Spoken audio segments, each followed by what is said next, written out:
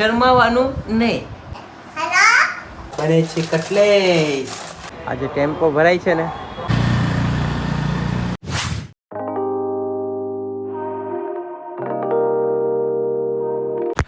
Welcome back to my new vlog અને family સ્વાગત છે એક નવા વિડીયોમાં. તો ફેમિલી બધાને કહી દો કે તમારે ત્યાં ઠંડી કેવી પડે છે કે નહીં એ મને કોમેન્ટ સેક્શનમાં જણાવજો. મજાક કરું છું ફેમિલી, એ બધું કંઈ ન જણાવો તો ચાલે, પણ બસ વિડીયોને સપોર્ટ કરતા રહ્યો યાર, કેમ કે આપણે આ વર્ષની અંદર ગમે એમ કરીને ચેનલને મોનિટાઈઝ કરવાની થાય છે. તો બસ તમે બધાએ થઈને સપોર્ટ કરી દો બસ ફેમિલી. અત્યારે દુકાને બેઠો તો અને બસ અત્યારે પાછો જાઉં છું ઘરે. દુકાનનું બધું કામ હતું એ બધું થઈ ગયું છે અને હવે જાવી જમવા માટે.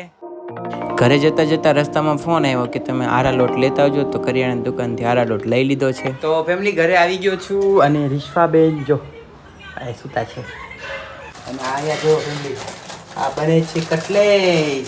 કટલેસ બની જાય ને એટલે ફેમિલી તમને બતાવો હમણાં કટલેસની પ્રક્રિયા હાલે છે બધી. ચલો ફેમિલી, અને બીજું જમવાનું શું છે ને તમને કહી દઉં.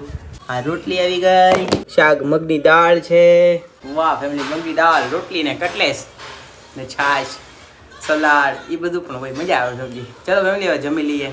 અરે ફેમિલી કટલેસ બતાવવાની તો રહી જ ગઈ, હમણાં બની જાય એટલે બતાવું છું. ફેમિલી બની ગઈ છે કટલેસ, મસ્ત મજાની ચટણી આવી ગઈ છે કટલેસની. તો ફેમિલી અત્યારે જમી લીધું અને હવે હું જાઉં છું દુકાને. અને આયા જો તમે છે આજે ટેમ્પો ભરાય છે ને એ આયા ઉપર કામ હાલતું હતું એટલે એનો સામાન ભરાય છે. તો ચલો ફેમિલી હવે જાઓ દુકાને.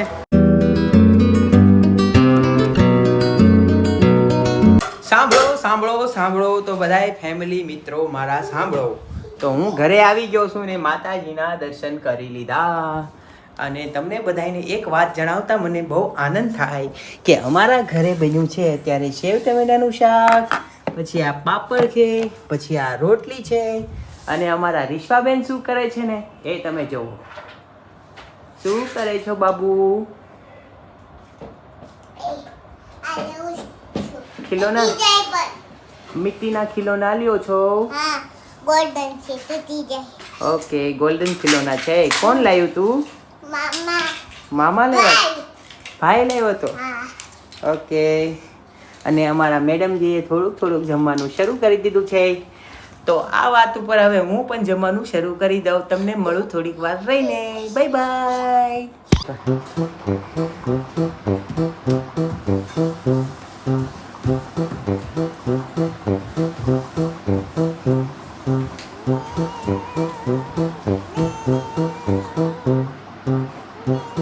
ઓકે.